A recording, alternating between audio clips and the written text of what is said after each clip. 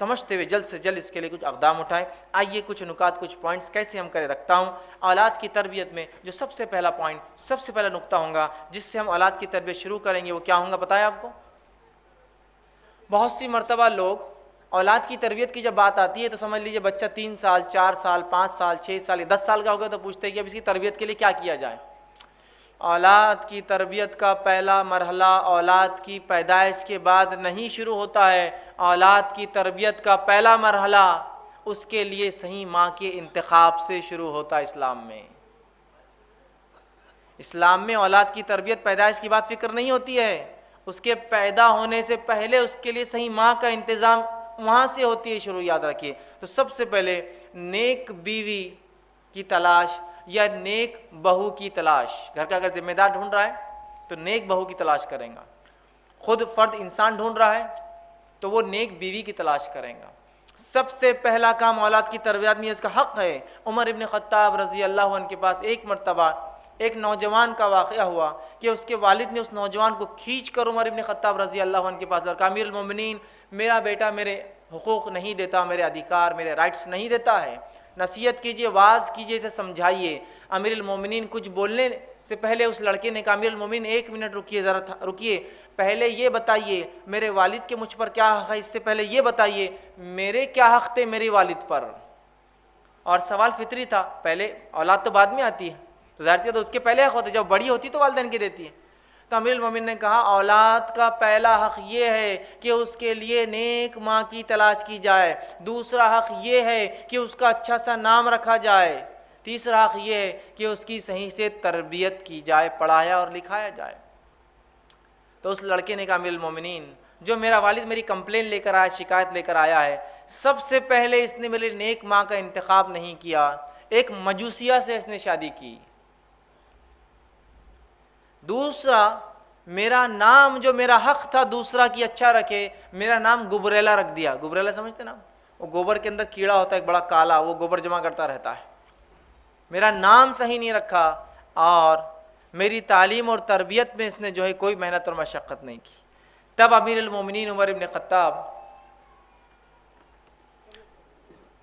خطاب رضی اللہ عنہ نے جو ہے فرمایا اور کہا کہ تم اپنی اولاد کا حق نہیں دیتے ہو اور اولاد بڑی ہونے کے بعد جب تمہارے حق نہیں دیتی ہے تو مجھ سے آ کے حقوق مانگتے ہو اس کے۔ سمجھ رہے بات کو؟ تو اولاد کا پہلا حق شروع ہوتا ہے، تربیت کا پہلا مرحلہ، فرسٹ سٹیج اس کی پیدائش کے بعد سے نہیں۔ اس بات کو خاص دھیان دے، وہ ہے نکاح کے لیے صحیح لڑکی کا انتخاب، صحیح لڑکے کا انتخاب، صحیح بہو کا انتخاب، صحیح داماد کے انتخاب سے شروع ہوتا ہے۔ اس لیے کہ ایک دیندار لڑکی ہی اپنے اولاد کو دین سکھائیں گی، ایک دیندار باپ ہی جو ہے، لڑکا جو باپ بنے گا وہی اپنے بچوں کو دین کی تعلیم دے گا۔ اب یہ مرحلے کو چھوڑ کر آپ کہیں گے آپ کیسے ہمارے بچوں کی تربیت کریں، تو آپ اگر پہلی سٹیپ میں گر جائیں گے تو باقی کا کیا ہوگا؟ دینداری کو اپنے نکاح میں ترجیح دیجیے۔ ہم کہاں دینداری کو اپنے نکاحوں میں آج ترجیح دے رہے ہیں؟ تمام چیز دنیا داری والا معاملہ ہوتا ہے۔ لڑکی پسند کرنا ہے دنیا داری، لڑکا پسند کرنا ہے دنیا داری۔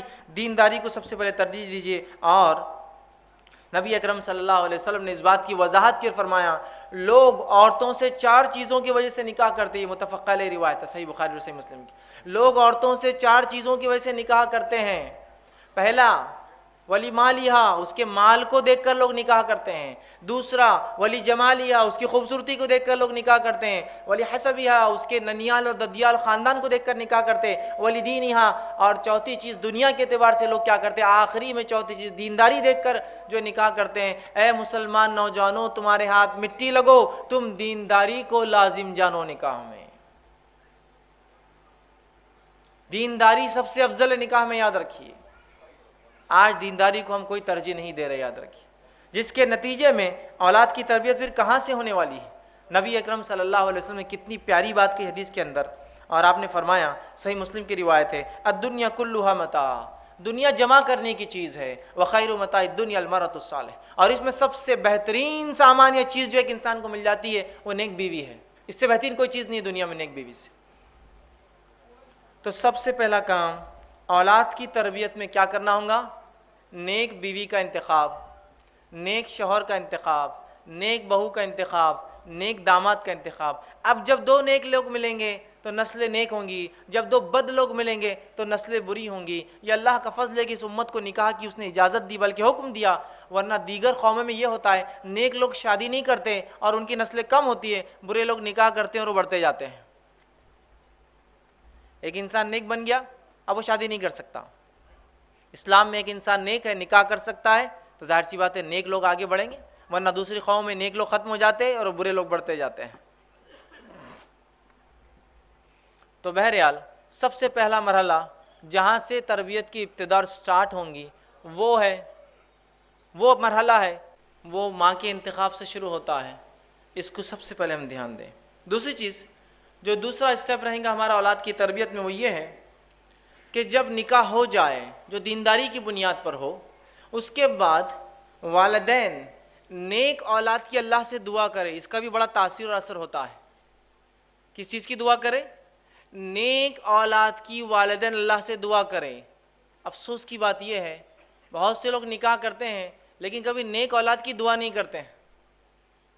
نیک اولاد کی دعا کرنا یہ انبیاء علیہ الصلاۃ والسلام کی سنت ہے نکاح کے بعد، لیکن آج ہم دعائیں نہیں کرتے ہیں۔ تو یہ بڑا اہم عمل ان کی تربیت کا حصہ ہے، یہ ابھی دنیا میں آئے نہیں ہیں لیکن یہیں سے شروع ہوتی ہے تربیت ان کی، کہ نیک جو ہے اولاد کی جو ہے دعا کریں۔ ہمارے پاس تو عام طور سے یہ ہوتا ہے کہ اگر نکاح کے بعد اولاد نہ ہو تو لوگ مختلف قسم کے شرک اور بدعت میں لگ جاتے ہیں۔ ایک تو یہ پارٹ ہے، اگر اولاد نہ ہو تو مختلف قسم کے شرک اور بدعت میں لگ جاتے ہیں۔ اندازہ لگائیے جو اولاد شرک اور بدعت کے بنیاد پر وجود میں آئیں گی وہ اولاد کہاں سے اللہ کی توحید پر چلنے والی ہوں گی؟ شرک اور بدعت میں لگ جاتے ہیں۔ اور دوسرا ایک عجیب حال رہتا ہے اس امت کا کہ جب کسی کا نکاح ہو جاتا ہے بس ہر تھوڑے دن کو گڈ نیوز کب ہے، گڈ نیوز کب ہے۔ اب وہ بیچاروں کی کیا پلاننگ ہے، ان کی کیا مصیبتیں ہیں، ان کی کیا پریشانیاں ہیں، سب کو گڈ نیوز ہی چاہیے بس، اور ہر کوئی دوسرے سے گڈ نیوز کب ہے، گڈ نیوز کب ہے، اور وہ پریشان بیچارے آپس میں کہ ہم تو کوشش کر رہے ہیں بھائی لیکن اللہ نہیں اولاد دے رہا تو اب ہم کیا کریں، اور ذہنی طور سے وہ پریشان ہو جاتے ہیں۔ تو یہ سب سے پہلے اس نہیں بلکہ یہ دعا کرے کہ اللہ نیک اولاد عطا فرما۔ اچھا، اولاد کی نیکی کی دعا تو نہیں ہوتی ہے، جو کچھ دعا ہوتی ہے کیا ہوتی ہے ہمارے پاس؟ نکاح ہو گیا کسی کا، بوڑھی عورتیں ہوتی ہے گھروں میں، وہ دعا دیتی ہے اللہ تم کو چاند سا بیٹا دے۔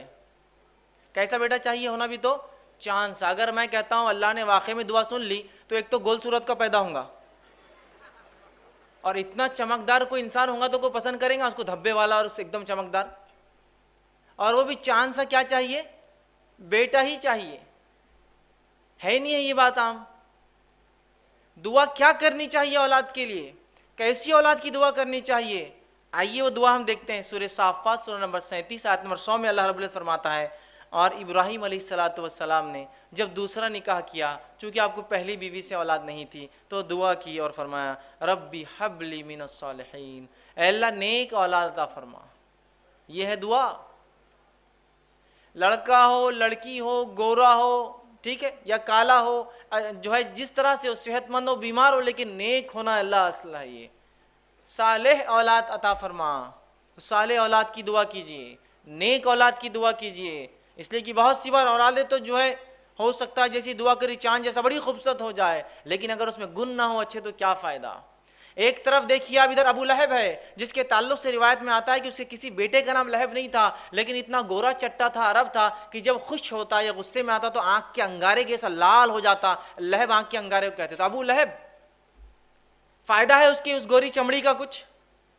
اور وہاں بلال ہے جو حبشی ہے، نسلاً جو ہے وہ جو ہے ابیسینین ہے، حبشی ہے، غلام ہے، دیکھنے کے اعتبار سے روایت میں آتا چپٹے ہیں، گال چپٹے ہیں، ہونٹ موٹے موٹے ہیں، کالے ہیں، لیکن بلال جنت میں جائیں گے۔ نبی اکرم صلی اللہ علیہ وسلم فرماتے ہیں میں جب معراج میں گیا تو بلال تمہارے چپلوں کی کھڑاؤں کی آواز میں نے جنت میں سنی، تو بلال جنت جائیں گے۔ ابو لہب کا تو اعلان ہو گیا دنیا کے اندر ہی۔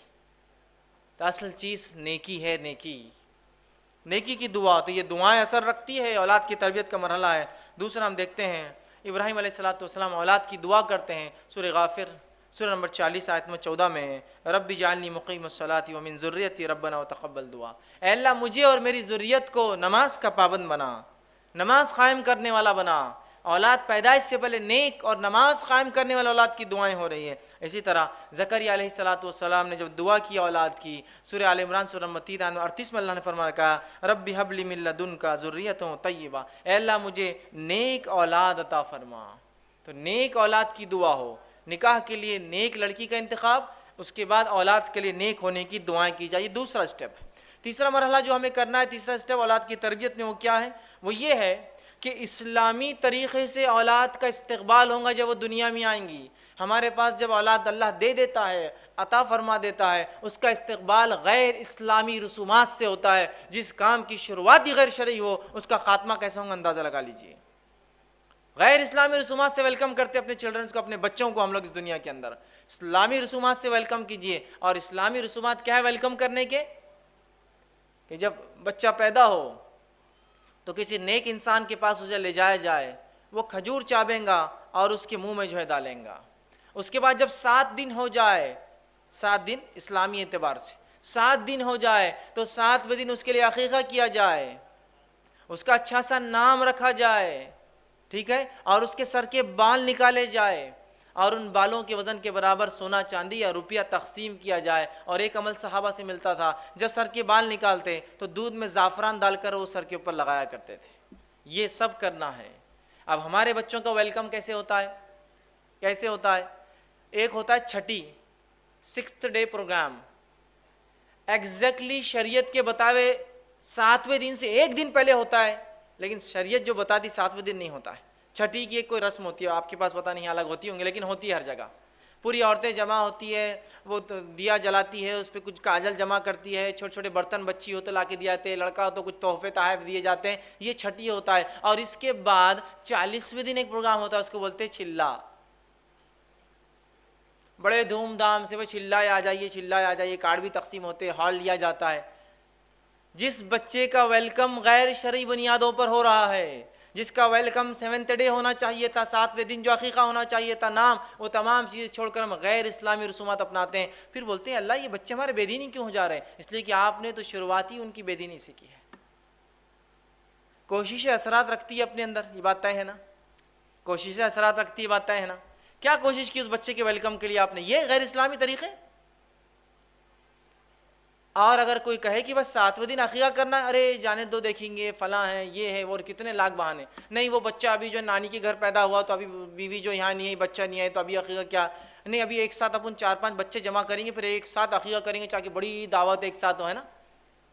ہوتا ہے بہت سے لوگ، دیکھو اب کتنے بچے ہو گئے اپنے کو؟ 4 ہوگا، 4 کے حساب سے بہت ہو گیا نا، اچھا ہو گیا، 2 بکرے لڑکے کے، 2-3 لڑکیاں، اور تو یہ 5 بکروں کی بڑی دعوت کریں گے اپن۔ یہ بچوں کو جمع کر کے دعوت کرنے کون سا طریقہ آپ نے نکالا ہے؟ 7ویں دن کر دینا ہے۔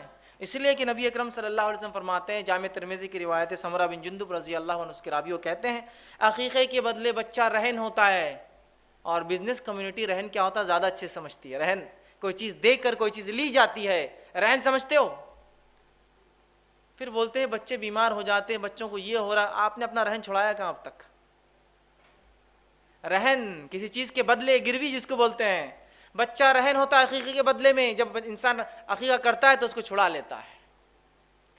تو لڑکا ہو تو آپ صلی اللہ علیہ وسلم کے تعلق سے مسند احمد کی روایت ہے، جو ہے ماں عائشہ رضی اللہ عنہ فرماتی ہے جب لڑکا ہوتا تو اللہ کے رسول 2 جانور ذبح کرنے، اور 2 بکرے، 2 دمبے، 2 بکریاں کا حکم دیتے، اور جب لڑکی ہوتی تو 1 ذبح کرنے کا حکم دیتے۔ اسی طرح مسند احمد کی روایت ہے، آپ صلی اللہ علیہ وسلم جب بچہ پیدا ہوتا تو اس کے بال نکالنے کی جو ہے اجازت دیتے کہ 7ویں دن اس کے بال، اس کو ایذا دینے والی چیز، چونکہ ماں کے پیٹ میں ان بالوں کے ساتھ رہا ہے، وہ بیماریاں اور ایذا دیتے ہیں، بال تکلیف دیتے ہیں، تو ایذا دینے والی چیز نکالنے کا حکم دیتے، اور صحابہ بالوں کو نکالتے۔ ان بالوں کے وزن کے برابر نبی اکرم صلی اللہ علیہ وسلم سونا یا چاندی، آج کے زمانے میں ہم بولیں گے کیش، اس کے برابر تقسیم کرتے غریبوں میں، ٹھیک ہے۔ اسی طرح اگر لڑکا ہو تو اس کی ختنہ کیجئے، ٹھیک ہے۔ لیکن آج ہم دیکھتے ہیں ان تمام چیزوں کو چھوڑ کر بدعت اور خرافات ہم لوگ کرتے ہیں۔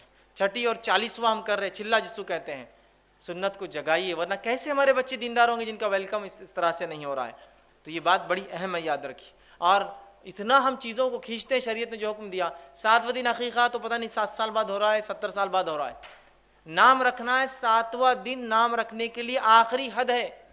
7th ڈے تو رکھنا ہے، اس سے پہلے بھی آپ طے کر کے رکھ سکتے ہیں. جیسے نبی اکرم صلی اللہ علیہ وسلم کو ایک لڑکا ہوا اور جبرائیل علیہ السلام آئے اور کہا اے ابو ابراہیم، مطلب لڑکے کا نام ابراہیم رکھا تھا آپ نے، اس لیے آتے ہی پکارا اس نام سے آپ کو. تو ایڈوانس رکھا جا سکتا ہے، اور بعد میں اگر میکسیمم لمٹ 7th ڈے ہے. لیکن حال یہ ان تمام چیزوں میں اتنا ہم غلو کر جاتے ہیں کہ بچے کا آپ دیکھیے، لڑکا ہے لڑکی دو ہی چیزیں ہو سکتی، دو نام طے کرنا ہے کوئی.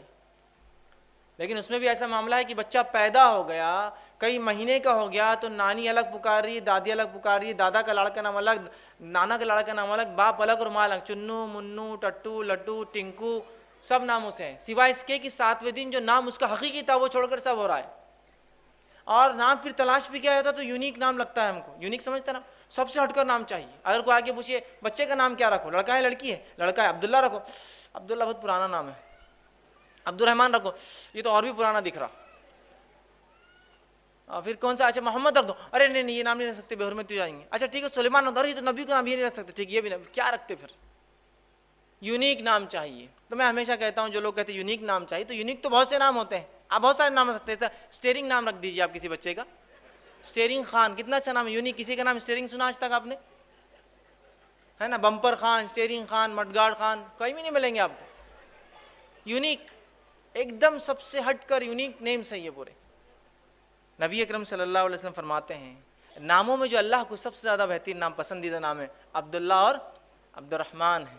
اس کے بعد انبیاءوں کے نام، ہم کو تو پسند نہیں آتی ہے کوئی نام. انبیاءوں کے 25 نام ہیں جو قرآن میں دیے گئے، اور باقی نام اللہ کے جو ہم سب جانتے ہیں، جو ذاتی اور صفتی نام ہیں. کہاں رکھتے ہیں، کہاں رکھتے ہیں؟ تو ان ناموں کو رکھیے، ان کی تاثیر ہے، ان کے اثرات ہے کہ بچے کو کس تربیت کے، کس نہج پر، کس طریقے پر آپ چلانا چاہتے ہیں، اس کے نام بتاتا ہے، انڈیکیٹ کرتا ہے.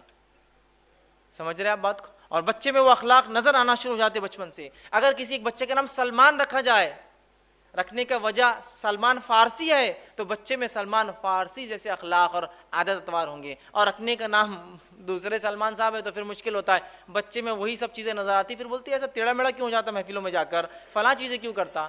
چونکہ اس کی تربیت ہی اس نام پہ ہوئی نا. نام نسبت جوڑتے ہیں نا کسی سے لے جا کر. ایک نو مسلم تھے، ان سے پوچھا گیا کہ آپ کیا نام پسند کریں گے اپنے لیے؟ تو کہا میں پسند کروں گا عبد الممیت. آپ نے عبد الحی نام تو بہت سنے ہوں گے نا، زندگی دینے والے کا بندہ. تو کہا میرے کو نام پسند ہے عبد الممیت، موت کو دینے والے کا بندہ. تو لوگوں نے کہا عبد الممیت کہاں نام رکھتے ہیں لوگ، تمہیں کیوں پسند ہے؟ تو کہا مجھے اس لیے پسند ہے کہ موت کے بعد تو اپنے رب سے ملوں گا جا کر، اس لیے عبد الممیت، موت کا دینے والا. نام رکھیے اللہ کے، انبیاؤں کے، اور جو ہے صحابہ کے نام جو ہے ہم رکھ سکتے ہیں. چوتھی چیز جو اولاد کا حق بھی ہے، یہ پورے حقوق بھی یاد رکھیے، نیک ماں کا چننا، دعائیں کرنا، ٹھیک ہے، اس کے عقیقہ کرنا، یہ سب حق بھی ہے اس کے، یاد رکھیے، اور تربیت کا حصہ بھی ہے. چوتھا اس کا حق بھی ہے اور تربیت کا حصہ بھی، وہ یہ ہے کہ رضاعت، دودھ پلانا اس کو، یہ اس کا حق بھی ہے، یہ تربیت کا مرحلہ بھی ہے. ٹھیک، یہ بڑی اہم چیز ہے، اس لیے کہ ماں کا دودھ وہ تقاضوں کو پورے کرتا ہے جو صحت کے لیے، تندرستی کے لیے، توانائی کے لیے ضروری ہے، اور ساتھ میں وہ غذائیت بھی ہوتا ہے اس کے لیے، یاد رکھیے. اور اس سے بڑھ کر جو چیز ہوتی ہے وہ ممتا ہے، وہ ریلیشن شپ ہے، وہ محبت اور الفت جو ماں سے ہوتی ہے، جو دودھ کے ڈبوں میں وہ صفت نہیں آ سکتی کبھی، یاد رکھیے. مجبوریاں الگ چیز ہوتی ہے. اسی طرح ہم دیکھتے ہیں عمرو بن عاص رضی اللہ عنہ اپنے بیوی سے کہا کرتے تھے جب ان کے بچے کو دودھ پلاتی کہ دیکھ اپنے بچے کو ایسا دودھ نہ پلانا جیسے جانور اپنے بچوں کو دودھ پلاتے ہیں، اس لیے کہ دودھ اس نیت سے، اس محبت اور الفت سے پلانا کہ تجھ پر اللہ کی ایک مخلوق ڈیپینڈ ہے اور وہ پرورش پا رہی ہے، یہی بچہ آگے چل کے اللہ کی عبادت کرے گا اور کئی نیک کام کرے گا، اس نیت سے اسے دودھ پلانا. تو کیا تربیت ہوں گی ایسے ماحول میں ان بچوں کی جن کے والدین دینداری کو ترجیح دے رہے ہیں، انتخاب نکاح میں دینداری ہے، اولاد کی پیدائش کے لیے دعائیں ہو رہی ہے، اولاد کی پیدائش کے بعد اس کے عقیقے ہو رہے ہیں، جو احکامات پورے ہو رہے ہیں، اس کو رضاعت کا، اس کا حق دیا جا رہا ہے. ان بچوں کی تربیت بہت مختلف ہوتی ہے، یاد رکھیے. اب آئیے پانچواں نکات جو تربیت کا وہ یہ ہے جو جب بچہ بولنے لگے. ویسے تربیت کے 3 فیز ہوتے ہیں، پہلا گھر کے اندر، دوسرا اسکول اور مدرسے والا فیز، اور تیسرا سماج والا فیز، سوسائٹی والا فیز. تو اب یہ فیز چالو ہو رہا گھر والا. اب بچہ پیدا ہو گیا، عقیقہ ہو گیا، نام رکھ دیا، ٹھیک ہے، رضاعت کا اس کا ہو گیا. اب رضاعت کے ہی عمر کے اندر کبھی کبھار بچے بولنے لگتے ہیں، یا اس کے بعد 2 سال تک بچے بولنے لگتے ہیں. اب جب بچہ بولنے لگے تو تربیت کا ایک اہم مرحلہ چالو ہو جاتا ہے. حالانکہ بچہ جب نہیں بھی بولتا ہے تو وہ تربیت پاتا ہوتا ہے، سیکھتا رہتا ہے. وہ اس اعتبار سے کہ بچے بولتے نہیں ہیں لیکن جو سنتے ہیں ان کو کیپچر کرتے رہتے ہیں، اور جب بولنا سیکھتے ہیں تو وہی باتیں بولتے ہیں جو وہ بچپن میں سنتے آ رہے تھے. بچپن میں سنتے آ رہے تھے. یاد رکھیے، یہ بڑی اہم بات ہے، یاد رکھیے. تو ان کو اللہ کا نام لینا سکھائے. اس لیے کہ نبی اکرم صلی اللہ علیہ وسلم فرماتے ہیں جس کا پہلا کلمہ لا الہ الا اللہ اور جس کا آخری جملہ زندگی کا لا الہ الا اللہ رہا، وہ کامیاب ہو جائیں گا. اب پہلا جملہ ایک بچے کا لا الہ الا اللہ کیسے ہوگا مجھے بتائیے. کیا آپ کا بچہ 2 سال کا ہوتے ڈائریکٹ لا الہ الا اللہ بول دیں گا؟ جب تک کہ وہ بچپن سے، اس کی چھوٹی عمر سے، اس کے جھولے میں جب تھا اور اس کی ماں اس سے کہتی تھی کہو لا الہ الا اللہ، اور باپ کہتا تھا بولو لا الہ الا اللہ، تو بچہ جب بڑا ہوگا وہ بار بار سنتا ہے لا الہ الا اللہ، لا الہ، باپ بولتی ہے، باپ بولتا ہے، چچا بولتا ہے، ماموں بولتا ہے، نانی بولتی ہے، نانا بولتا ہے. تو بچہ جب پہلا جملہ نکالے گا لا الہ الا اللہ نکالے گا. لیکن اب ہم کیا سکھاتے؟ بچہ بولنے لگا تو بیٹے ممی بولو، ابو بولو. ٹھیک ہے، اماں اور ابا تو بولیں گا ہی نا وہ زندگی میں. جب بات سیکھیں گا تو سب چیزیں بولیں گا وہ. لیکن اگر شروعات لا الہ الا اللہ سے ہو تو کتنی بڑی بات. یا بولو اللہ، بولو بیٹے اللہ، تو بچہ پھر سنتا ہے کہ میرے ماں باپ کچھ ابھار رہے ہیں مجھے کسی چیز کی طرف، اللہ اللہ، تو اللہ بولیں گا. ہمارے پاس تو یہ کہ اللہ تو بہت اس سے زیادہ کچھ دوسری چیزیں سنتا ہے دن اور رات، ہے نا. ٹی وی کے سامنے بچہ پڑا ہے، چھوٹا سا بچہ 2-3 بار ٹی وی دیکھتے رہتا ہے، اور والدین فخر سے بولتے ہیں اتنا چھوٹا لیکن اتنی ٹی وی دیکھتا ہے، سنتا ہی نہیں ہماری. تو پھر وہ لا الہ نہیں بولتا، ہو پھر وہ کیا کیا بولتے ہوئے بڑا ہوتا ہے وہ بولنے کی ضرورت نہیں مجھے. ماں باپ کو کبھی بولتے ہیں مہمان آئے تو اپنے بچے کو اندر رکھو، یہ کچھ بھی بکتا آ کر، کچھ بھی بکتا اندر کرو، کیوں تو اس نے جو سنا وہ بک دیتا ہے وہ. تو بچے ایک ریکارڈر ہوتے ہیں، ایمٹی ریکارڈر، جو سنتے ہیں ریکارڈ کرتے جاتے ہیں، ریکارڈ کرتے جاتے ہیں، اور جب بولتے ہیں وہ سب بولتے ہیں جو انہوں نے اتنے 1-2 سال میں ریکارڈ کیا ہے، بولنے لگ جاتے ہیں.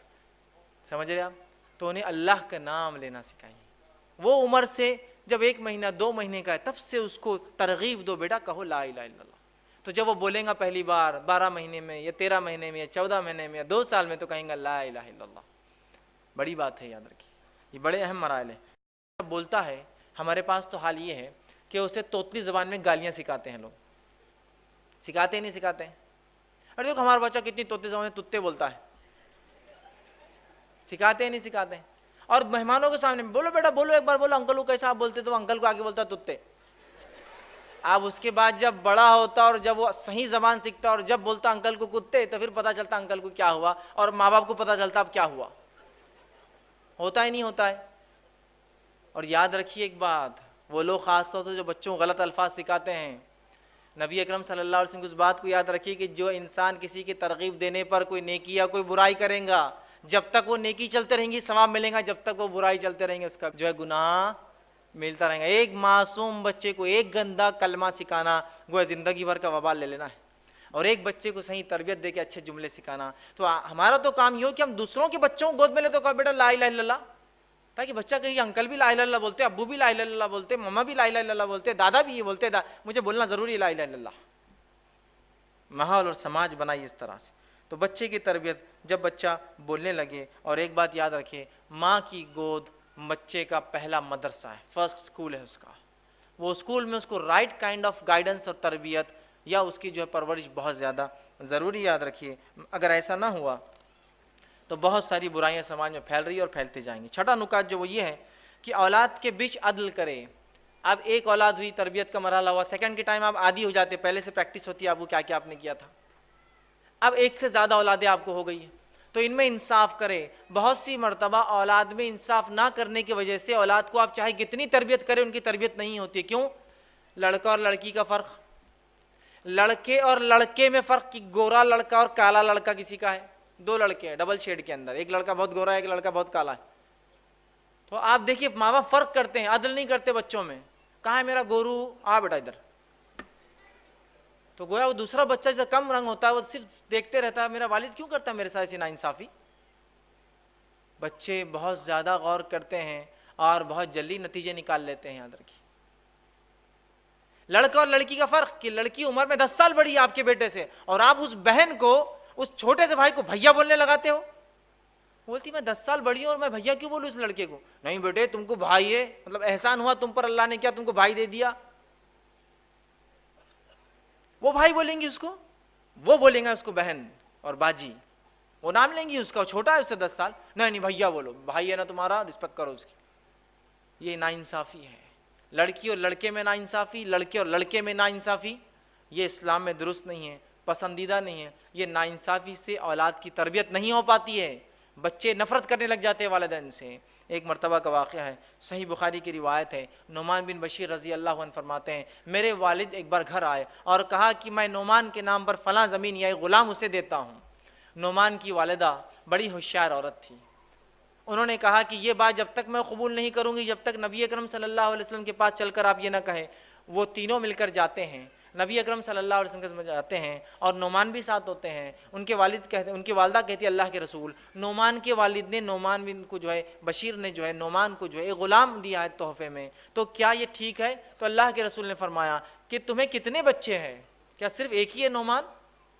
تو کہا نہیں اور بھی ہے۔ تو کیا تم سب کو غلام دے رہے ہو تحفے میں؟ تو کہا نہیں۔ تو پھر کہا میں ایسے ظلم کے معاملے پر گواہ نہیں بنتا کہ ایک بچے کو دیا یا دوسرے کو نہیں۔ بہت سے والدین ہوتے تحفہ لے جاتے ہیں، 2 بچے گھر میں اور ایک کو لے جاتے ہیں، نہیں میرا ایک بہت سنتا دوسرا نہیں سنتا تو ایک کو دوں گا، نہیں۔ تحفے تحائف میں ناانصافی نہیں، حتیٰ کہ اگر نافرمان اولاد بھی ہے تو وراثت میں حصہ کم نہیں ہوتا ہے اس کا۔ جب وراثت میں نہیں ہوتا نافرمان اولاد کا تو بچپن میں کیسے آپ ان سے ناانصافی کر سکتے ہیں؟ برابر تحفے لائیے، برابر سلوک کیجئے دونوں کے ساتھ، لڑکا ہو لڑکی ہو، لڑکا ہو لڑکا ہو، دونوں میں ہر انسان کی الگ صفتیں اور خصلتیں ہوتی ہیں جن کی وجہ سے کچھ آپ کو پسند ہوں گی کچھ نہیں، لیکن اس سے اولاد میں فرق مت کیجئے، بھید بھاؤ مت کیجئے۔ 7واں مرحلہ، 7واں پوائنٹ جو اولاد کی تربیت میں وہ یہ ہے کہ انہیں عقیدہ سکھائے۔ جب بچے اب بول رہے ہیں آپ نے انہیں کلمے سکھائے، اچھی اچھی باتیں سکھائی، اس کے بعد انہیں عقیدہ اسلام سکھائے، عقیدہ اسلام سکھائے۔ اور ایسے نہیں کہ عقیدہ اسلام کو استادی سکھائیں گا، گھر میں والدین سکھائیں گے، ماں سکھائیں گی، باپ سکھائیں گا اسے عقیدہ۔ اللہ رحم کرے ایسی ماں پر اور ایسے باپ پر جو بچے کے ساتھ گھوم رہے ہیں پھر رہے ہیں اور چلتے اور پھرتے انہیں عقیدہ سکھاتے ہیں کہ باہر نکلیں بیٹا، یہ جھاڑ ہے، یہ کتنا ہرا ہے، یہ ہمیں ہوا ان سے جو فلاں ہوتی ہے، یہ کاربن ڈائی آکسائڈ پیتے ہیں، آکسیجن دیتے ہیں، انہیں کس نے بنایا؟ اللہ نے۔ اس بچے کے دل میں اللہ کی توحید جاگتی ہے، اس کی ربوبیت جاگتی ہے، اس کی محبت جاگتی ہے، کیسا میرا رب ہے جس نے میرے لیے انتظام کیا جھاڑوں کا، اور یہ جانور ہے بیٹا کس نے بنایا انہیں؟ اللہ نے، جن کا ہم فائدہ اٹھاتے ہیں۔ یہ گھر ہمیں دیا، کس نے دیا ہمیں یہ گھر؟ اللہ نے۔ بیٹا اس کا ہم دیکھو کتنی فائدہ، ان نعمتوں کا شکر ادا کرو بیٹا، بچوں کو سکھائیے۔ عبداللہ بن عباس رضی اللہ عنہ فرماتے ہیں میں چھوٹا تھا، نبی اکرم صلی اللہ علیہ وسلم کے ساتھ اونٹ پر سوار ہوا، اور سوار ہونے کے بعد اللہ کے رسول نے مجھے کچھ باتیں سکھائی۔ یہ تربیت کے بڑی اچھی باتیں جو اللہ کے رسول نے عبداللہ کو سکھائی تھی۔ آپ صلی اللہ علیہ وسلم نے یہ چھوٹے تھے سکھایا اور فرمایا کہا، پہلی چیز جو نصیحت کی عبداللہ کو، جو جامع ترمذی کی روایت ہے اس کے اندر جو ہے 5 نصیحتیں، اور مسند احمد کی روایت میں اضافی اور 3 نصیحتیں، 4 نصیحتیں، ٹوٹل 9 نصیحتیں۔ پہلا کہا تربیت کر رہے بچے کے عقیدے کی، کہا عبداللہ سے تم اللہ کے احکام کی حفاظت کرو، وہ تمہاری حفاظت کریں گا۔ عبداللہ اے بیٹے، اے غلام، اے پیارے لڑکے، تم اللہ کے احکام کی حفاظت کرو، اللہ تمہاری حفاظت کریں گا۔ تم اللہ کے احکام کی حفاظت کرو گے، تم اسے اپنے سامنے پاؤ گے مدد کے وقت، اس کی جب تمہیں ضرورت ہوں گی، تکلیف میں ہوں گے، اس کی مدد تمہارے سامنے ہوں گی۔ پھر فرمایا تیسری بات، جب تم کو کوئی سوال ہو تو اللہ سے کرنا، جب کوئی چیز مانگنا ہو بیٹا تو کس سے مانگنا؟ اللہ سے مانگنا۔ پھر فرماتے اللہ کے رسول چوتھی بات، جب جو ہے مدد طلب کرو تو اللہ سے بیٹا مدد طلب کرنا۔ پانچویں بات فرماتے یاد رکھو ساری دنیا بھی اگر تمہارے خلاف جمع ہو جائے تو کچھ نہیں بگاڑ سکتی سوائے وہ جو اللہ چاہے، اور ساری دنیا بھی جمع ہو کے تمہیں کچھ فائدہ پہنچانا چاہے تو کچھ فائدہ نہیں پہنچا سکتی سوائے جو اللہ چاہے۔ کیسا عقیدہ بنا رہے اس بچے کا مضبوط؟ اب یہ بچہ آپ کو لگتا ہے کہ کہیں بھی جا کر سر ٹکیں گا اور کبھی اپنے زندگی میں شرک اور جو بدعت اور خرافات کریں گا؟ بالکل نہیں۔ اسی طرح مسند احمد میں اور آگے نصیحت 4 اور اضافی ہے۔ چھٹی بات جو اس روایت میں آتی ہے وہ یہ ہے، خوشحالی میں اس کی طرف رجوع کرنا اے بچے تو پریشان حالی میں اللہ تمہیں کبھی فراموش نہیں کرے گا۔ خوشحالی میں یاد رکھنا تم اللہ کو، وہ تمہیں جو ہے کبھی فراموش جو ہے تنگ دستی میں نہیں کریں گا۔ آگے 7ویں نصیحت کرتے یاد رکھو جو چیز تمہیں نہیں ملی ہے بیٹا، اے بچے، تو تمہیں نہیں مل سکتی تھی، اور جو تمہیں مل گیا تم سے وہ کوئی نہیں چھین سکتا ہے۔ کیا پیاری تربیت دے رہے اس بچے کو، پھر آگے فرماتے اللہ کے رسول اور کہتے ہیں یاد رکھو اللہ کی مدد صبر سے وابستہ ہے. بچے کو اللہ کی مدد صبر سے وابستہ ہے, کوشش تکلیف کے ساتھ ہے. پھر فرماتے ہیں آسانی تنگی کے ساتھ ہوتی ہے. کتنی پیاری پیاری نصیحتیں اس بچے کو عقیدے کے طور پہ نبی اکرم صلی اللہ علیہ وسلم سکھا رہے ہیں. ٹھیک ہے, 8واں پوائنٹ جو اولاد کی تربیت میں ہم یاد رکھیں گے وہ یہ ہے, بچے کی تربیت میں ماں کا کردار. بچے کی تربیت میں ماں کا کردار. اب آپ کہیں گے باپ کا کردار کہاں گیا؟ باپ کا کردار آ رہا ہے, باپ کا کردار آ رہا ہے, لیکن پہلے ماں کا کیوں رکھا میں نے؟ پہلے کیوں رکھا؟ اس لیے کہ ماں اولاد کی تربیت کے لیے اصل ذمہ دار ہے. باپ بھی ہے لیکن ماں اصل ہے. آپ کہیں گے وہ کیسے؟ ابو داؤد کی روایت, ایک شخص آ کر کہتا ہے اللہ کے رسول صلی اللہ علیہ وسلم میرے ماں باپ میں سے میری خدمت کا پہلا حقدار کون ہے؟ کہا ماں. دوسرا حقدار کون ہے؟ تو کہا ماں. کہا تیسرا حقدار کون ہے تھرڈ لیول پر؟ تو کہا ماں. کہا چوتھا حقدار کون ہے؟ تو کہا تیرا باپ, تمہارے والد. والد کا رینکنگ کیا آئی؟ 4th. اگر اس اعتبار سے دیکھا جائے تو gold medal goes to father. Gold medal گیا باپ کو, جو معاف کرنا ماں کو. سلور میڈل گیا ماں کو. برونز میڈل گیا ماں کو. اور باپ کو صرف پارٹیسپیشن پرائز ملا صرف. 4th لیول پر آتا ہے وہ. جب اسلام ماں کو یہ درجہ دے رہا ہے تو کچھ وجہ ہوں گی نا اس کے پیچھے. اگر آپ کو ایک پوزیشن اور پوسٹ دی جاتی سماج میں تو کیا آپ ناکارہ نااہل کام نہ کرنے کی وجہ سے دی جاتی ہے یا کام کی وجہ سے دی جاتی ہے؟ اسلام نے عورت کو ماں کا جو مقام دیا ہے وہ اس لیے اتنا اونچا ہے کہ اس کا مقام, اس کی اہمیت اور اس کی تربیت سب سے اول ہے, اس لیے اس کا اہم ہے. اور اسی لیے اسلام نے عورتوں کو کام سے اور تجارت سے دور رکھا, اس لیے کہ ان کو سب سے امپورٹنٹ ورک کرنا ہے سماج کا, لڑکے اور لڑکیوں کی تربیت کرنا ہے. سمجھ رہے آپ؟ اسی لیے ان کو گھر میں رکھا, ذمہ داریاں دی کمائی کی, چونکہ اسلام جانتا ہے بہت اہم کام کرنا ہے عورتوں کو. ٹھیک ہے, تو ماں کا پہلے کردار ہے. اور یاد رکھیے ماں کا کردار اتنا اہم اور اصل ہے کہ اولاد باپ کے مقابلے میں ماں کے عقیدے پر ہوتی ہے. اولاد باپ کے مقابلے میں ماں کی عقیدت پر ہوتی ہے, یاد رکھیے. سمجھ رہے ہیں بات کو؟ یہ لوگ غور سے سنیں جو دینداری کو نہیں دیکھے خوبصورتی کو ترجیح دیتے ہیں. اولاد باپ کے مقابلے میں ماں کی عقیدے پر ہوتی ہے, مطلب اولاد ماں کی بات زیادہ سنتی ہے باپ کے مقابلے میں. اگر باپ کہے کہ اس گھر میں آج اس دن یہ چیز نہیں ہوں گی, وہ قائل نہیں اس چیز کا, وہ کہے کہ چلا جائے, تو وہ عورت بچوں کو بولتی بیٹا ابو آئے نا شام میں نہیں بولنا, وہ سب کرتی ہے. جب شام میں ابو آتے آج کچھ ہوا تو نہیں, بچے بولتے ابو کچھ بھی نہیں ہوا آج. بھی بولتی نہیں آپ نے نہیں بولے بات میں کیسا کر سکتی کوئی چیز. بچے سپورٹ کس کو کرتے ہیں؟ ماں کو. اب ماں دیندار ہے, باپ کتنا بھی بے دین ہو تو ماں بچوں کو تربیت یافتہ کر دیں گی. سمجھ رہے ہیں بات کو؟ تو ماں کا کردار اہم ہے. اور ماں کے عقیدے بچہ ہوتا ہے, اس کی پہلی دلیل نوح علیہ الصلوۃ والسلام کا بیٹا ہے. چونکہ آپ کی بیوی ایمان نہیں لائی, آپ کا بیٹا بھی ایمان نہیں لایا. اس لیے میں نے کہا بچے ماں کے عقیدے بہتر باپ کے مقابلے میں. چونکہ بچے اپنے دل کی بات جب باپ کو بھی کہنا ہوتا ہے والد کو, تو کس سے کہلواتے ہیں؟ ممی آپ بولو, امی آپ بولو, والدہ آپ بولو, امی حضور آپ بولو, ہے نا؟ یہ کرتے ہی نہیں کرتے. تو بہت اہم ہے ماں کا کردار. تو عورتیں اس بات کو غور سے سنیں, آپ ایک بہت اہم ذمہ داری کے تحت معاشی ذمہ داریوں سے, اکنامیکل برڈن سے دور کی گئی ہے تاکہ آپ تربیت کریں بچوں کی. لیکن افسوس کی بات ہے آج ہماری مائیں کہاں وہ تربیت کری, ہماری بہنیں اور مائیں جو تربیت مطلوب ہے.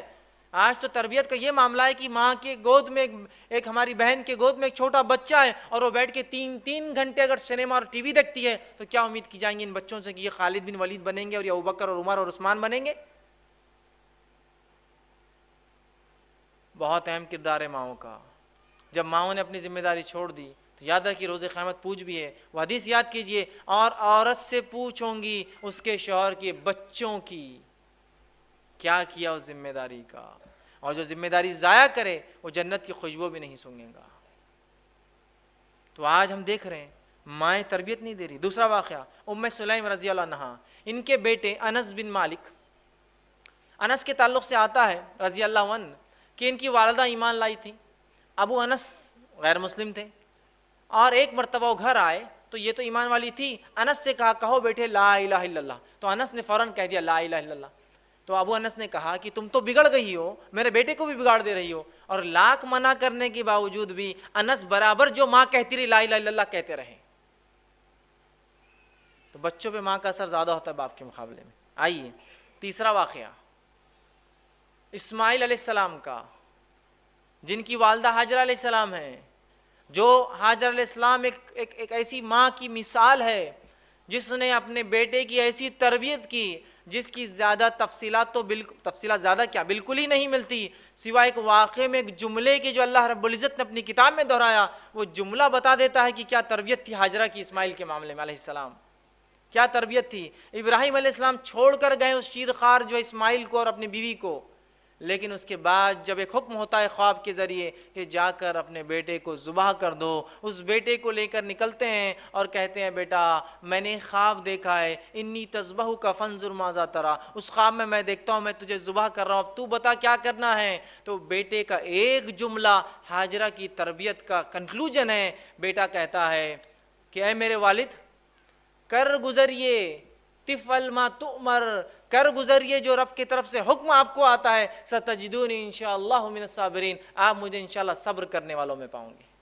یہ ایک جملہ اسماعیل کا ان کی ماں کی تربیت بتاتا کیا تھی، جو ایسی کی تھی ہاجرہ نے ایک یونیک تربیت کہ باپ آ کر کہتا ذبح کرنا ہے اور بیٹا کہہ رہا ہے کر گزریے جو آپ کا رب آپ کو حکم دیتا ہے، انشاءاللہ میں صبر کرنے والوں میں رہوں گا۔ تو بچے ماں کے عقیدے پر ہوتے ہیں، ماں دیندار تھی، اسماعیل بھی دیندار تھے، اور اس حد تک کہ جو کہا بس کرنا ہے تو آپ کر دیجئے قربان، ہے نا۔ اسی طرح ہم دیکھتے ہیں اس مرحلے میں ایک چیز کو خاص خیال رکھیں، وہ یہ ہے کہ مائیں اور باپ دونوں مل کر بچوں کو لاڑ اتنا نہ کر دے کہ بچے لاڑ میں عام زبان میں کہتے سڑ نہ جائے، ورنہ بہت سی بار اتنا لاڑ ایکسٹراڈنری ہو جاتا ہے کہ پھر بعد میں بچوں کو کنٹرول کرنا ناممکن ہو جاتا ہے۔ سمجھ رہے آپ بات کو؟ تو یہ مرحلہ بہت اہم ہے، اور ایکسٹراڈنری لاڑنے جس کو عام زبان میں کہتے ہیں کہ سونے کا نوالا کھلائیے لیکن کڑوی نظر سے دیکھیے ان کو، سخت معاملہ ہوگا، سب کیا کھانا ہے کیا پینا ہے کیا دینا ہے سب کیجئے جو کرنا ہے، لیکن تربیت کی اور بد اخلاقی کی اور کسی دوسرے معاملے میں ذرہ برابر بھی چھوٹ نہیں ہے بچوں کو ہمارے۔ سونے کا نوالا کھلائیے لیکن کڑوی نظر سے دیکھیے تاکہ وہ بگڑے نہ، ٹھیک۔ نواں مرحلہ، نواں جو کام کرنا ہمیں 9 پوائنٹ وہ یہ ہے، باپ کی تربیت کیسی ہوں گی، مطلب باپ کا رول تربیت میں اولاد کی، یہ بڑا اہم ہے، ماں کے بعد اس کا چونکہ رول آتا ہے، باپ کا رول بھی یاد رکھیے تربیت میں بہت اہم ہے، اور باپ اور استاد یاد رکھیے دونوں کی ذمہ داری ایک جیسی ہوتی ہے، اس لیے میں اس کو انشاءاللہ عزیز جو ہے بچہ جب گھر سے باہر قدم رکھتا ہے تو جو ہے تربیت میں باپ کا کردار، باپ کا رول، اور اس کے بعد اس کے استاد، اس کے ٹیچر دونوں کا رول آتا ہے۔ تو باپ ہونے کے ناطے ایک انسان جو اپنے بچے پہ چیک رکھے، چیک سمجھتے ہیں آپ، مطلب یہ کہ دن بھر وہ ماں کے ساتھ تھا، شام میں آ کے آج ستائے تو نہیں، آج دعائیں یاد ہوئی، آج عربی برابر ہوئی، آج اسکول گئے تھے، آج ہوم ورک ہوا، آج دعائیں فلاں ہوئی، آج یہ ذکر ہوا تھا کہ آج پورا چیک، پڑوسیوں کو تکلیف تو نہیں دے گی، پورا چیک کیا گے والد۔ اور اگر کہیں چوک ہو اور اس کی بیوی آ کر کمپلین کرے بچے کی ماں، تو والد اس کو سیریسلی لے اور بچوں کی تنبیہ کرے، ڈانٹے اور سمجھائے کہ آئندہ یہ غلطی میں نہیں سنوں گا آپ کی۔ جیسا ایک ماں ٹیچر ہوتی ہے تو باپ ایک ایگزامینر جیسا ہے کہ آ کے وہ چیک کرے گا کہ کیا ہوا، صحیح ہوا نہیں ہوا تربیت۔ ورنہ بہت سی بار ماں تو انتھک کوشش کرتی ہے، شام میں باپ آ کے پوری محنت پانی پھیر دیتا ہے کہ بچے آ کے بولتے ہیں ابو آج امی نے ایسا کرے، اور الٹا جو ہے وہ آدمی اس کی بیوی کہتا ہے کیوں ایسا کرے میرے بچوں کو، بچے شیر بن جاتے ہیں، پھر ان کو پتہ چل گیا ماں کی نہیں سننا ہے اپنے کو اب۔ تو یہ بات یاد رکھیے، باپ جو ہے، اور باپ کے لیے بہترین نمونہ ابراہیم علیہ السلام، باپ کے لیے بہترین نمونہ خود نبی اکرم صلی اللہ علیہ وسلم، اور باپ کے لیے بہترین نمونہ کہ کیسا ہو جو ہے لقمان علیہ السلام ہے۔ قرآن کے مختلف ابواب اٹھائیے اور ان کی زندگیوں کو دیکھ لیجیے تو پتہ چلے گا باپ کیسا ہونا چاہیے، ٹھیک۔ اسی طرح 10واں نکات وہ یہ ہے، بچے کی تربیت میں اسکول اور درسگاہ کا رول، اسکول اور درسگاہ کا رول۔ اب بڑے اہم ہم ایشوز کی طرف جا رہے ہیں، اس لیے کہ اب گھر میں تربیت ہو رہی ہے، لیکن اب رائٹ کائنڈ آف ایجوکیشن اگر باہر نہیں ملے گا تو اس کے بھی بہت خطرناک نتائج نکلتے ہیں، یاد رکھیے۔ جیسے کہ جو ہے اسکول اور درسگاہ کا جو رول جو بچے کی زندگی میں ہوتا ہے تربیت میں بڑا اہم ہے، یاد رکھیں، اس لیے کہ ماں باپ کی تربیت کے بعد اب اسکول اپنا رول، یا مدرسہ جس کو کہے اسکول کا، یہ وہ رول ادا کرتا ہے۔ لیکن آج ہم دیکھتے ہیں ہمارے پاس مذہبی اسکولوں کا وجود ہی نہیں ہے، مدرسہ ایک الگ چیز ہے، ایسے اسکول کی تو ہمارے کتنے پرسنٹیج بچے مدرسوں میں جاتے بتائیے آپ؟ پورے امت کے میں سمجھتا ہوں 3 سے 4 یا 5 یا 10% بچے مدرسوں میں جاتے ہیں، باقی بچے کہاں جاتے ہیں؟ اسکول۔ آج ہمارے پاس اسلامک اسکول کا کوئی تصور نہیں ہے، اب کیسے ہم اپنے بچوں کی تعلیم کی بات کریں گے جب ہمارا بچہ کانوینٹ اسکول میں جا کے پڑھتا ہے؟ تو ظاہر سی بات ہے وہ عیسیٰ علیہ السلام کا، عیسائیت کا، ان کی دعوت و تبلیغ کا، ان کے عقائد کا قائل نہیں بنے گا تو کیا ہوں گا بتائیے؟ بہت ضروری ہے کہ اس کو صحیح اسکول میں ڈالا جائے۔ افسوس کی بات تو یہ ہے کہ ہر مذہب والوں نے یہ بات کو سمجھ لیا کہ اپنے مذہبی تعلیم کو اگر آگے بڑھانا ہے تو اسکول سب سے بہترین ذریعہ ہے۔ کیا بات ہے، یہ بات مسلمانوں کو سمجھ میں نہیں آتی کہ انہوں نے اسکولوں کو آج تک مذہبی رنگ نہیں دیا اپنے۔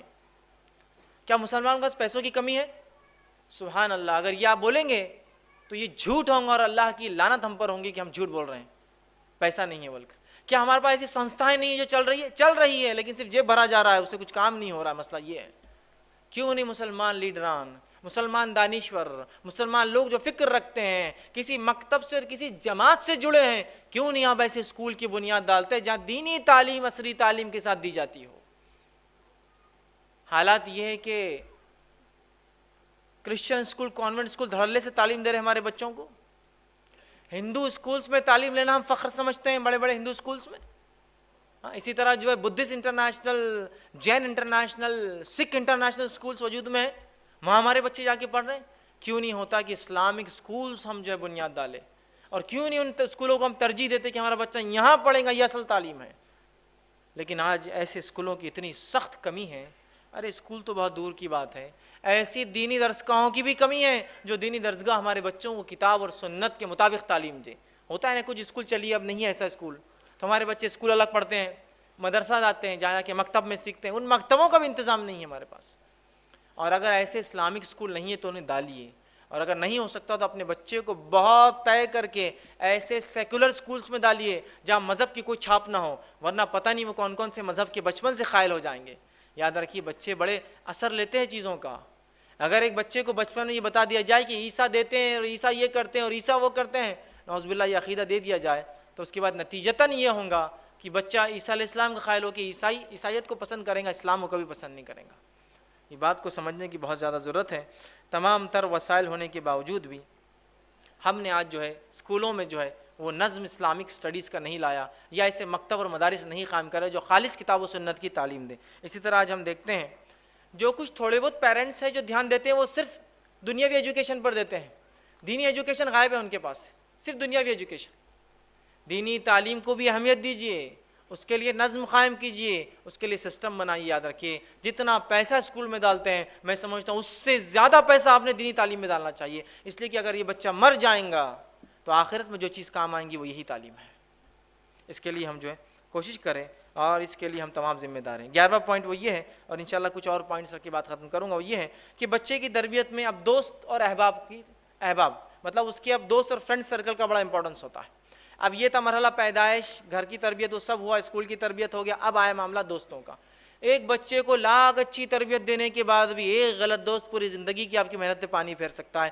لہٰذا ہمارے بچوں کے کون دوست اور کون سہیلیاں ہوں نہ ہوں اس کو طے والدین کریں گے، ہم کریں گے۔ بیٹا آج کس کے ساتھ ہے؟ امی آج ہم عبداللہ کے ساتھ ہیں۔ بیٹے عبداللہ کون ہے؟ عبداللہ فلاں انکل کے بچے۔ اچھا وہ انکل کون ہے؟ نکالیے ڈیٹیلز، کہیں ایسا تو نہیں ہمارا بچہ حرام خور لوگوں کے ساتھ یا ایسے لوگ جو حرام خوری کرتے ہیں ان کے ساتھ یا لوگوں پہ اور انسانیت پہ ظلم کرتے ہیں ان کے ساتھ رہے، ورنہ وہ بگڑ جائیں گا۔ پھر تو والدین طے کریں گے بچے کس کے ساتھ رہیں گے، اس لیے کہ نبی اکرم صلی اللہ علیہ وسلم کی حدیث ہے جو الایمان میں علامہ ابن تیمیہ لے کر جنہوں نے اس حدیث کو لایا ہے، جو کہ ناصر البانی رحمہ اللہ نے اس کو حسن درجہ دیا، آپ نے فرمایا کہ اللہ کے رسول نے آدمی اپنے دوست کے دین پر ہوتا ہے، لہٰذا تم میں سے کسی کو بھی اس چیز کا خیال رکھنا چاہیے کہ کس سے دوستی کرتا ہے۔ آدمی اپنے دوست کے دین پر ہوتا ہے، لہٰذا تم میں سے ہر شخص کو خیال رکھنا چاہیے وہ کس سے دوستی کرتا ہے۔ اور عربی کا ایک مقولہ قول ہے کہ تم یہ نہ پوچھو کہ وہ کیسا ہے، تم یہ دیکھو کہ اس کے دوست کیسے ہیں۔ مطلب کسی کے بارے میں معلومات لینا ہے تو پوچھنے کی ضرورت نہیں ہے، اس کا فرینڈ سرکل دیکھ لیے آپ کو پتہ چل جائے گا کہ وہ کون ہے۔ سمجھ رہے آپ؟ تو بچوں کے دوست اور سہیلیاں بغیر والدین کے سلیکشن کے نہ ہو، یہ بات طے ہو۔ 12ویں چیز وہ یہ ہے کہ بچوں کی تربیت میں کھیل کود کا نظم۔ بہت سی بار والدین بچوں کو کھیل کود کرنے نہیں دیتے ہیں، اور ایک غلطی جو والدین سے ہوتی ہے معلوم وہ کیا ہے؟ یہ غلطی کو آپ اگر سدھاریں گے انشاءاللہ بہت زیادہ فائدہ ہوگا۔ وہ کیا ہوتا ہے؟ بچہ جا کر سمجھے ٹیبل پہ ہاتھ لگا رہا ہے، یہ مت کرو، گلاس اٹھا رہا ہے کانچ کا، یہ مت اٹھاؤ، گاڑی پہ بیٹھ رہا ہے چابی لے رہا ہے، یہ مت لو، کھانا کھا رہا ہے تو ایسا مت کرو، وہاں مت جاؤ، یہاں مت آؤ۔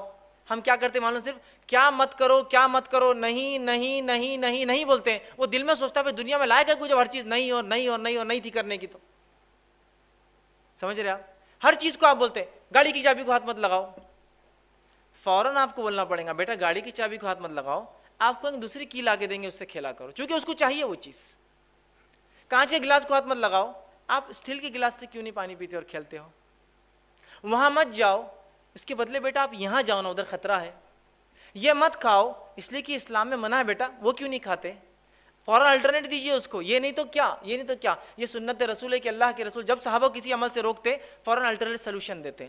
جیسے کہ آپ صلی اللہ علیہ وسلم فرمایا, ایک بار دیکھا حضرت بلال رضی اللہ عنہ 2 ناخص کھجوریں, ردی کھجوریں لے کر گئے اور ایک اچھی لائے. آپ نے کہا بلال یہ کیسے ہوا؟ تو کہا میں نے 2 ردی کھجوریں ایک شخص کو دی اور اس کے بدلے میں ایک اچھا لے لیا. آپ نے کہا ایسا مت کرو, اس میں سود ہے, تم 2 ردی کھجوریں پہلے بیچو اور بیچنے کے بعد پھر ایک ٹوکری اچھی کھجور لو. تو پہلے آپ نے کہا یہ غلط ہے اور فوراً سلوشن دیا کیا کرنا ہے. تو بچوں کو والدین سے غلطی کیا ہوتی ہے معلوم؟ یہ مت کرو مت کرو مت کرو مت کرو مت کرو بولتے ہیں, فوراً آپ بولے یہ مت کرو اور یہ کرو, یہ مت کرو بیٹا یہ کرو, یہ مت کرو یہ کرو, چونکہ ان کو کرنا ہے ایکٹیویٹی کچھ نہ کچھ, فطرت ہے نا بچوں کی. تو بچوں کی تربیت میں کھیل کود بڑا امپورٹنٹ رول رکھتے ہیں. ہمارے پاس پیرنٹس اس پہ دھیان نہیں دیتے والدین. کھیل کود کا کوئی نظم جس سے ان کی جو ایکسٹرا انرجی ہوتی ہے جو برن نہیں ہوتی نا, تو پھر وہ کیا کرتے ہیں معلوم آپ کو, کہیں بھی یوز کرتے ہیں. بہت سے بار بچوں کو والدین کمرے میں بند رکھتے ہیں, گدے پھاڑ دیتے ہیں, دیواروں کو رنگ دیتے ہیں, پھر والدین پریشان ہوتے ہیں ایسے بچے کیسے ہوتے جا رہے ہیں. آپ ان کو کھیلنے نہیں لگا رہے, ان کے اس جوش اور توانائی کو ختم کیجیے ڈیلی جو ڈیولپ ہوتی ہے. چلیے آج کھیلنا ہے, آج گارڈننگ کریں گے بیٹا, آج سنڈے, چلو آج کھودنا ہے, پلانٹیشن کرنا ہے اپنے کو, آج یہاں جانا ہے, آج مدد کرنا ہے, سوشل سروس کا کام ہے اپنا. چھوٹا بھی ہے تو ساتھ لے جائیے اس کو, بچے سیکھتے ہیں. آپ کا بزنس ہے, آپ کوئی چیز جما رہے ہیں, چلو بیٹا آج جمانے کے لیے میرے ساتھ رہوں گے. اس کی اس ایکسٹرا انرجی کو یوز کیجیے, اس کو رائٹ کائنڈ آف گیمز میں ڈالیے. ایسے کھیل جو اس کے جسم کو نشو و نما دیتے ہیں, وہ فالتو قسم کے گیم نہیں جس کے اندر اس کا دن اور زندگی برباد ہو رہی. اچھے کھیل یاد رکھیے, اچھی چیزیں یاد رکھیں جو ضروری ہے ایک انسان کے لیے. ان کھیلوں کی طرف, ان چیزوں کی طرف جو متوجہ کرے اور ان کو رائٹ کائنڈ آف سپورٹس کے اندر ڈالے, اور جس سے ان کے جسم کی توانائی, طاقت, قوت ڈیولپ ہو. اسی طرح جو ہے 13 پوائنٹ وہ یہ ہے کہ بچوں کے درمیان انعامی مقابلے رکھیے. انعامی مقابلے سمجھتے آپ؟ کمپٹیشن رکھیے کہ چلو آج دونوں خیرت کروں گے, آپ اس پہ انعام ملیں گا. آج دونوں قرآن کون زیادہ پڑھتا ہے اس پہ انعام ملیں گا. آج سیرت طیبہ پر ایک کمپٹیشن ہے, آپ ایگزام دو فلاں ملیں گا. آج یہ کروں گے تو یہ ملیں گا, یہ پڑھوں گے تو یہ دیا جائے گا. شام تک یہ دعا کروں گے تو آج ایک کیڈبری آپ کے لیتا ہے شام میں. کون پڑھیں گا سب سے پہلے؟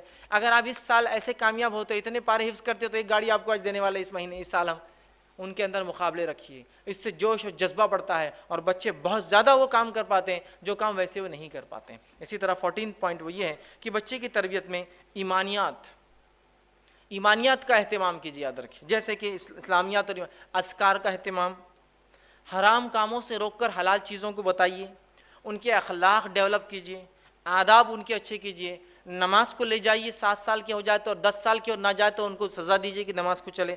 قرآن کی تلاوت انہیں سکھائیے, لباس کا شعور دیجیے کہ کون سا لباس صحیح ہے کون سا غلط. تعلیم دیجیے, بہادری سکھائیے تاکہ ہمارے بچے جو ہے بزدل نہ بن جائے, کہ لوگوں کی مدد کرنا, آگے بڑھ کے کسی کو کام کو کرنا, یہ تمام چیزیں انہیں سکھائیے. ٹھیک ہے. 15واں پوائنٹ وہ یہ ہے کہ جو ہے تربیت کا جو ہے ایک نازک مرحلہ, اور اس کے بعد انشاءاللہ آخری پوائنٹ ہے نازک مرحلہ. وہ کیا ہے معلوم آپ کو؟ جب بچے اب ہمارے کالج جانے لگ جاتے ہیں, یہ بہت نازک مرحلہ ہوتا ہے. اب یہ کیا ہو گیا ہے کہ اسکول کی تعلیم سے نکل گئے اور اب یہ سماج کے اندر چلے جاتے ہیں, کیونکہ کالج میں ویسی تعلیم نہیں ہوتی جو اسکول میں ہوتی ہے, جہاں کیئرٹیک کیا جاتا ہے. کالج میں جو کرنا چاہے کرے, جو اچھا ہے وہ اچھا کر لیتا ہے, جو برے ہے وہ برے کام کرتے ہیں نا. تو اب کالج کا مرحلہ بڑا نازک ہوتا ہے.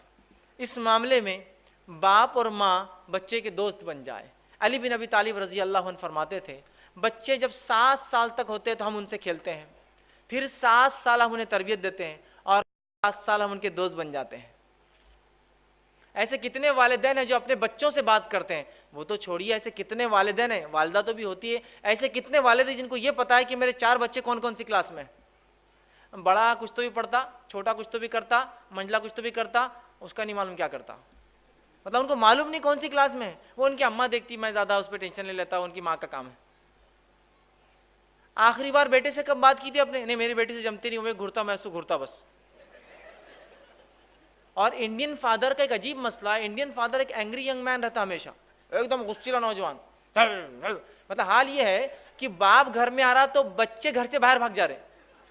امی بولتی ابا آ گئے تو بچے پورے باہر, کوئی بیڈ روم میں, کوئی چھت پر, کوئی ادھر کی, تو باپ آ گیا. ہونا تو یہ چاہیے تھا کہ باپ آنے کے بعد اعلان ہو کہ باپ آ گیا تو بچے باپ کی طرف آئیے, باپ سے دور بھاگتے ہیں. چونکہ ہمارا جو باپ ہوتا ہے اینگری ینگ مین, پورے گھر باس کا غصہ, سڑک کا غصہ, ٹریفک کا غصہ, گاڑی کے خراب ہونے کا غصہ بیوی اور بچوں پہ نکالتا ہے.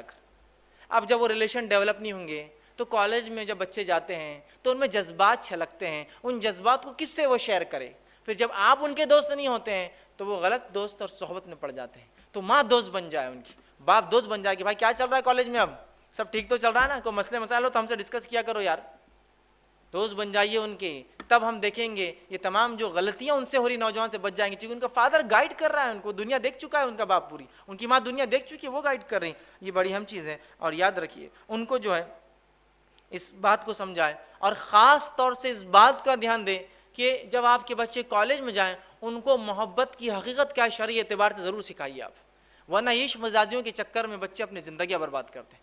محبت کی کیا حقیقت ہے شریعت کے مطابق، یہ بڑی اہم چیز ہے. کہ تو محبت ایک ایسا جذبہ انسانی نفس میں جو راسخ وہ نکل نہیں سکتا ہے، شریعت اس کو کنٹرول کرتی ہے. صرف وہ بتائیے بیٹا کیا جائز اور کیا ناجائز ہے، کیا کرنا اور کیا نہیں کرنا ہے. اور فاسد محبت سے آپ کو اپنے آپ کو بچانا ہے ان کالجز میں اور اس چیز میں جا کے اس کی تربیت انہیں دیجیے. اور 16واں اور آخری پوائنٹ جو ان کی تربیت کے اندر بڑا اہم رول ادا کرتا ہے وہ یہ ہے، اب کالج جا رہے ہیں، بڑے ہو چکے ہیں، بالغ ہو چکے ہیں، جتنے جلدی ہو سکے ان کا نکاح کر دیجیے، جتنے جلدی ہو سکے نکاح کر دیجیے. نکاح کرنے کے لیے وہاں پر 100 بہانے، نہیں ابھی وہ پڑھ رہے ہیں، تو پڑھ رہے تو کون خرچہ برداشت کر رہا ہے ان کا؟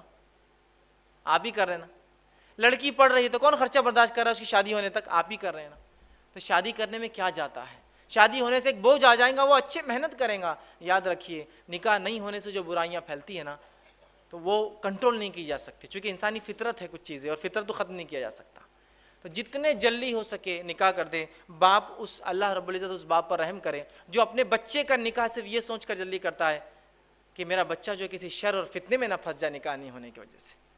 یہ زمانہ جو حالات جو ہے بہت برے جا رہے ہیں. یاد رکھیے اس زمانے میں ہم دیکھ رہے ہیں لوگ اتنے قسم کے برائیوں میں جو پھنس چکے ہیں صرف اس وجہ سے کہ نکاح نہیں ہوتا ہے. تو والدین دھیان دیں اور جلد سے جلد نکاح کر دے. اب میں نے بات نکاح سے شروع کی تھی، پھر لا کے میں نے بات نکاح پہ ختم کر دی ہے.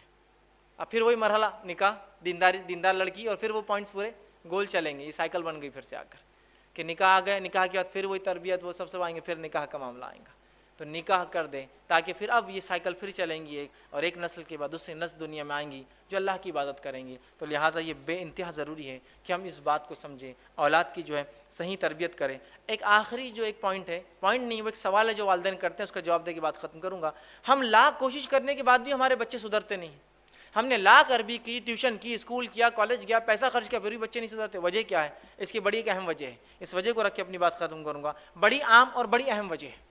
اگر اس وجہ کو آپ نے آج ختم کر دیا، اس چیز کو آج ختم کر دیا، تو آج ہمارے گھروں کی آدھی تربیت تو ہو جائیں گی. میں اگر آپ سے کوشچن کروں کہ ایک ہاؤس ہے پانی کا، اس کے اندر صاف پانی بھرنا ہے آپ کو، اور اس ہاؤس میں ایک سوراخ میں سے گندا نالی کا پانی آتا ہے، تو کتنی دیر میں اس ہاؤس میں صاف پانی بھرا جائیں گا؟ آپ کہیں گے زندگی بھر بھی نہیں بھرا جائیں گا، چونکہ صاف پانی آتا، گندا پانی آتا، صاف پانی آتا، گندا پانی. عقل مند انسان وہ ہے جو پہلے گندے پانی کے راستے کو بند کرے پھر صاف پانی اس میں بھرے. ہے نہیں ہے؟ تو یہ بگاڑ، اخلاقی بگاڑ، سماجی بگاڑ، یہ بگاڑ، وہ بگاڑ، ان کی تربیت کا بگاڑ کیوں آ رہا ہے؟ اس کی وجہ کیا ہے؟ ریزن کیا ہے؟ وہ ریزن رکھ رہا ہوں آپ کے سامنے. ریزن ہے کیا ہے معلوم آپ کو؟ اور اگر آپ آج آپ نے اس ریزن کو روک دیا، اس عمل کو چھوڑ دیا، اپنے گھروں کی آدھی اصلاح ہو جائیں گی، اولاد کی آدھی برائیاں، آدھے زیادہ برائیاں ختم ہو جائیں گی. اور وہ تربیت کا یا وہ چیز ہے جس کے لیے صرف آپ کو کیا چاہیے معلوم؟ ہمت چاہیے، تھوڑی سی ہمت. مردوں کو کہہ رہا ہوں، عورتوں کو تو ہمت کی بھی ضرورت نہیں ہے، عورت آج بند کر سکتی ہے. مردوں کو ہمت لگتی ہے تھوڑی سی. کیوں؟ کیا ہوتا ہے جب میں بتاؤں گا تو آپ کو سمجھ میں آئے گا. صرف آپ کو جا کر اپنے کیبل چینل کو بند کر دینا ہے. آدھی اصلاح اور آدھی بگاڑ آج ختم ہو جاتا ہے. ابھی آج رات سے ختم ہو جائیں گے انشاءاللہ. آپ لاکھ عربی پڑھائیے، لاکھ ٹیوشن لگائیے، لاکھ روپیہ خرچ کیجئے، لیکن ٹی وی پہ گھنٹوں بیٹھ کے جب برائی دیکھیں گے تو کیا آپ سمجھتے ہیں کیا وہ اچھائی کریں گے؟ پھر آج ہو جائیں گے. میں نے مردوں سے کیوں کہا کہ مردوں کی ہمت لگتی ہے؟ اس لیے کہ بہت سے مرد جوش میں آ جاتا ہے، آج بند کر دیتا ہوں، پھر جا کے بولتا بیگم بند کر دوں کیا؟ بیگم بولتی ہے تم رہیں گے یا ٹی وی رہیں گی، کیا کرنا ہے؟ تو بولتا اچھا ٹھیک ہے رہنے دو، ٹی وی رہنے دو، ٹھیک میں جا رہا ہوں. ہوتا ہے نا؟ ہوتا ہے. یہ مجھے پتا ہے، بغیر بیوی سے پوچھے کہ نہیں بند کر سکتے آپ. اس لیے میں نے کہا آپ کو ہمت لگے گی. عورتوں کو کیا کرنا ہے معلوم؟ صرف جا کے بولنا ہے آج سے ٹی وی نہیں چلیں گی. اگر اس کا شوہر بولا کیوں؟ اگر تم ٹی وی دیکھتے روم میں نہیں آتا، بولتا اچھا نہیں ٹھیک ہے ٹھیک ہے ٹھیک، ٹی وی بند، میں لے آ کے پھینک دیتا ہوں اس کو باہر، روم میں آنا بند مت کرو. لیکن ہے نا؟ تو عورتیں آج کر سکتی ہے اصلاح. لیکن کیا ہے، ہم لوگ یہ تو سنتے ہزار لیکچرز، ہزار بیانات سب ہوتے ہیں، پریکٹیکل عمل کرنا ہم سے نہیں ہوتا ہے، تو پھر پچھتاوا تو اور 1 سال بعد ایک لیکچر ہوگا، 6 مہینے بعد یہی تربیت پہ، پھر اور یہ ہوگا، پھر اور 10 سال بعد بھی یہ ہوگا، کچھ نہیں ہوگا۔ اقدامات، فوراً سٹیپس لیجیے، سب سے پہلے ٹی وی بند کیجیے، یا پھر ٹی وی ویسے وہ ڈبہ حرام نہیں ہے، اس پہ جو آتا حرام حلال ہے، تو وہ ڈبہ شیطان ہے بھی، جس پہ آپ جو کیبل لگاتے ہیں، اس کو یا تو اسلام قبول کرائیے پہلے، پھر آپ صرف وہ چیزیں دکھائے وہ جو اسلامک ہو، کیبل کے ذریعے نہیں بلکہ الگ سے کوئی سورس کے ذریعے ڈی وی ڈی ہے، اور کہ صرف اس پہ اسلامیات، ڈاکیومنٹریز یا ایجوکیشنل پروگرامز چلے، ورنہ یہ 10 سال اور 50 سال بھی اصلاح معاشرہ کی کوشش کیجیے اولاد کی تربیت کے، نہیں ہو سکتی۔ یہاں بولیں گے بیٹے گالی نہیں دینا، وہاں ٹی وی پہ گالی سن رہا، بیٹے یہ جو ہے نا یہ ایسی چیزیں کرنا، لڑکیوں کو چھیڑنا برا ہے، وہاں لڑکیوں کو چھیڑتے ہوئے دیکھتا ہے، بیٹے فلاں کام برا ہے اور وہاں وہ سب ہوتا ہے، بیٹے کپڑے پورے پہنو ایسا بےحائی ہے، وہاں بےحائیوں کو دیکھتا ہے، بےحائی عورتوں اور مردوں کو دیکھتا ہے۔ تو بہرحال اس کو روکے بغیر جو ہے حل نہیں، یاد رکھیے۔ تو لہٰذا یہ ایک سلوشن تھا، جو لوگ بار بار سوال کرتے ہیں کہ ہمارے بچوں کی اصلاح کیوں نہیں ہو پاتی، حالانکہ ہم سب کوشش کر رہے ہیں، آپ نے برائی کے دروازے بند نہیں کیے تو اچھائی کیسے داخل ہوں گی پھر؟ ٹھیک ہے، تو لہٰذا ٹی وی کو بند کیجیے، انشاءاللہ عزیز، پھر تربیت میں آسانی ہوں گی، وقت بھی آپ کو ملے گا بہت سارا، اور پھر اچھے سے جو ذمہ داری اللہ نے دے کر ہمیں بھیجا ہے اولاد کی پرورش اور اس کی تربیت، تاکہ یہ آخرت میں ہمارے نجات کا ذریعہ بنے، یہ ہمیں ہمارے مرنے کے بعد ثواب جاریہ کا ذریعہ بنے، یہ اس کو ہم سکسیسفلی اس مشن کو ہم جو کمپلیٹ کر پائے۔ آخر میں اپنی بات کو میں ختم کروں گا۔ اللہ